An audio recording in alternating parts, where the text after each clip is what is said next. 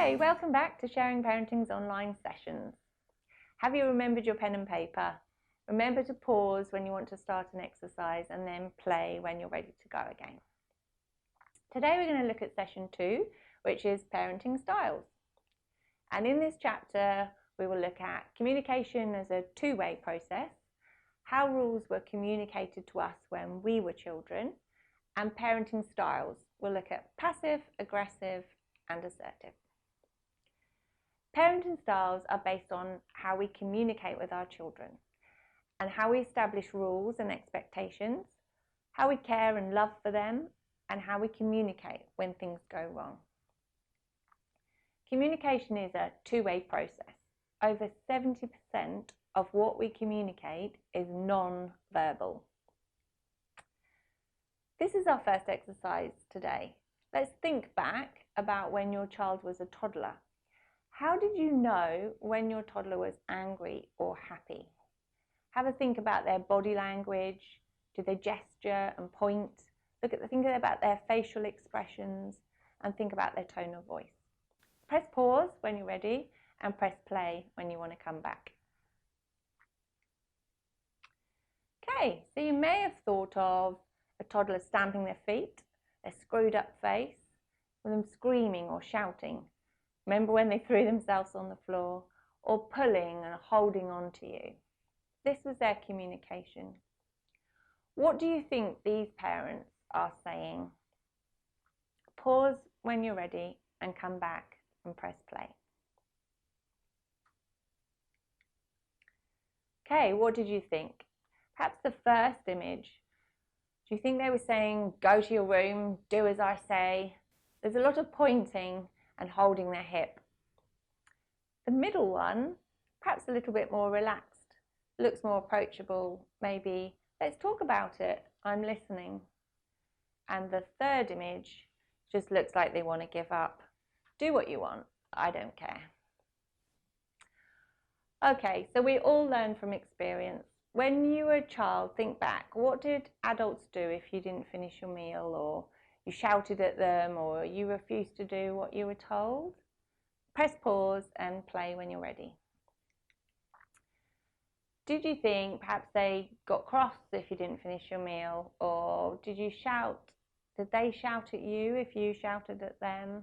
Or maybe you had a parent or an adult who shrugged their shoulders and just said, I don't care, do what you like. And think about how the response made you feel. Again, press pause and play when you're ready. So that feeling that you had, try and remember this feeling when you're responding to your child. When you were young, again, think back to who did you respect? Who listened to you when you were young? What did you like about them and how did they make you feel? Press pause and press play when you're ready. So do you think your child would think this about you? What qualities do you want for your child, for their future? So this is another exercise. Thinking about, imagine you could pack a suitcase with all those qualities in it that you want for your child as an adult. What would you put in it? Press pause and then press play again. Okay, so what did you put in your suitcase? You might have thought, I want my child to be friendly, I want my child to be confident, I want them to be funny, I want them to be happy, I want them to be patient, optimistic. I mean, there's a whole load of qualities that you can put in there, and just think about that when you're responding to them. Your parenting style will influence the kind of person your child grows up to be.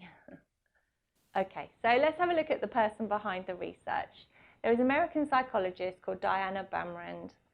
She looked at the pillar theory, and the pillar theory is 3 different types of parenting styles.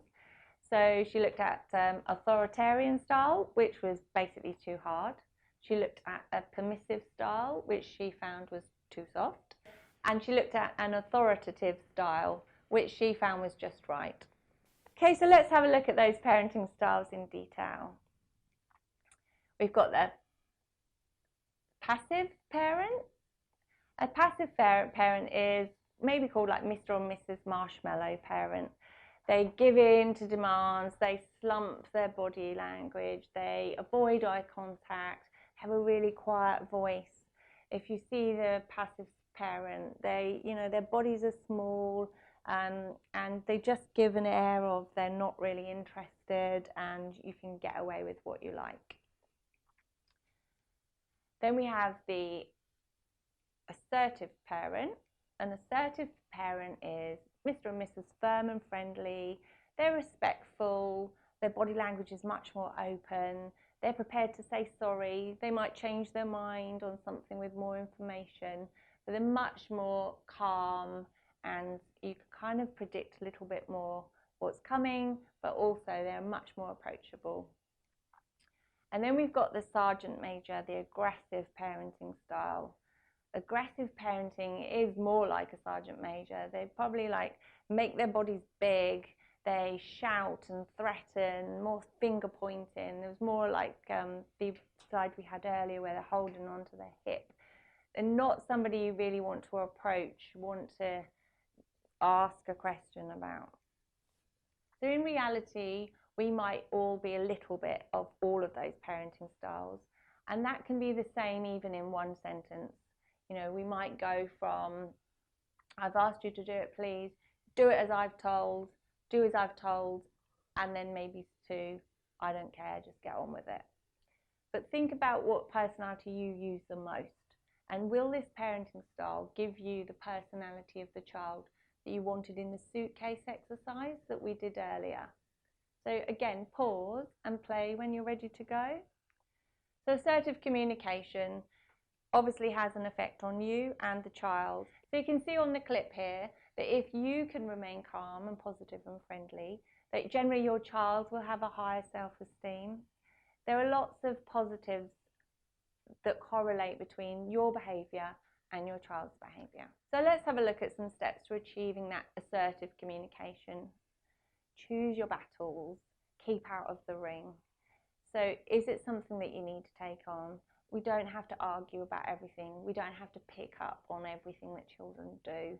Think about whether this particular thing is important or not. Know your outcome. Know what you want from your child when you've asked them to do something. And is it reasonable? Is it related? Is it kind of where the stage that they're at? And try and keep calm.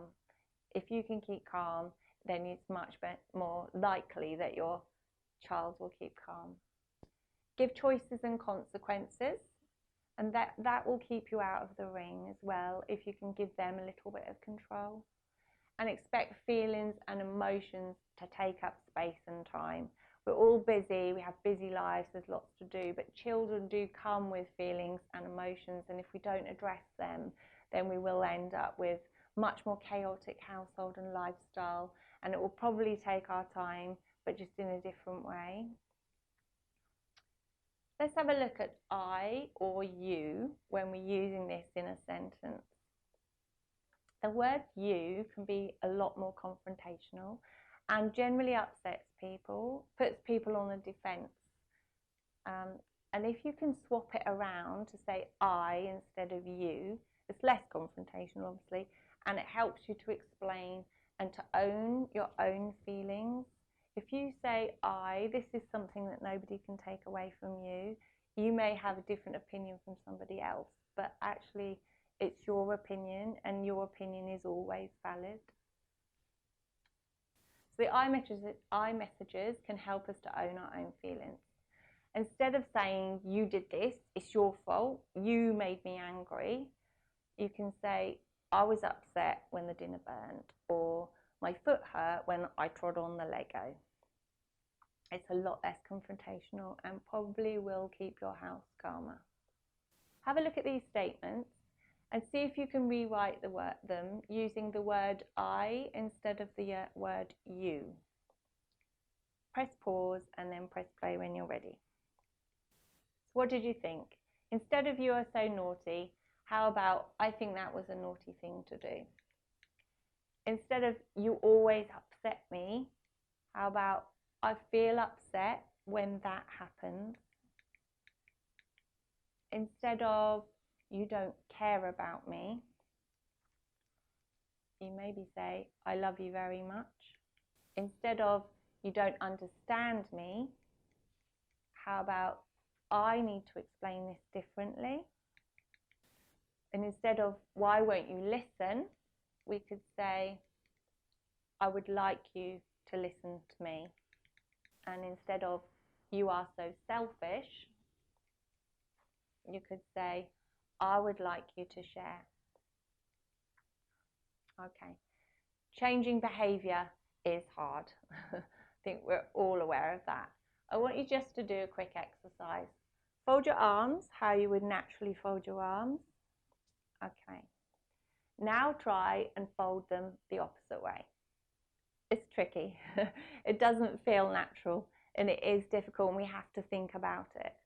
That's often how our behaviour is with our children. We're asking you to change behaviour that you're really used to, that you've been doing for years.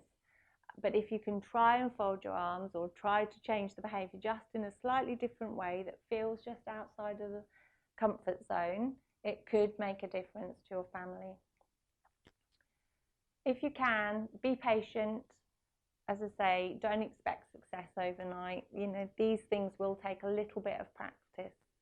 Persevere, keep going, and practice that if, especially with the I statements, if you hear yourself saying you, just follow it up with I. We're not going to get this straight away. You will have to practice it. Okay, so when people come on our parenting courses, they often say, can you change my child? My child is the problem. So this is what they're coming for. Change this.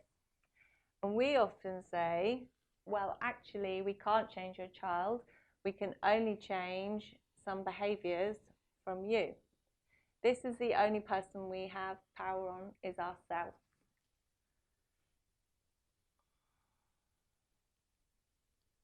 And sometimes the behaviours that we change will have an effect on the people around us.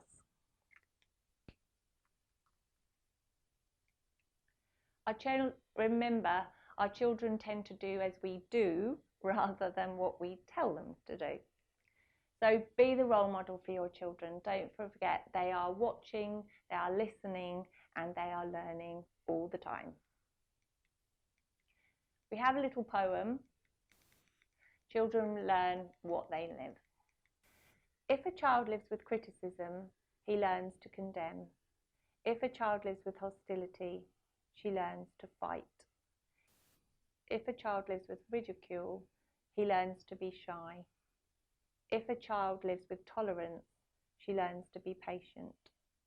If a child lives with encouragement, he learns confidence. If a child lives with praise, she learns to appreciate. If a child lives with fairness, he learns justice. If a child lives with security, she learns fair. If a child lives with approval, he learns to like himself. If a child lives with acceptance and friendship, she learns to find love in the world. And that was by Dorothy Law Knoll. And this week, choose one or two situations when you actively decide to be assertive with your child. You might want to read back on assertive behaviours, but try to be more assertive. Try to remember to be calm and firm and clearly state what you want your child to do. Be prepared to model saying sorry and repeat the message if you need to. Notice how you felt and notice how your child responded to your different parenting style. The next session, we'll look at identifying needs. See you then.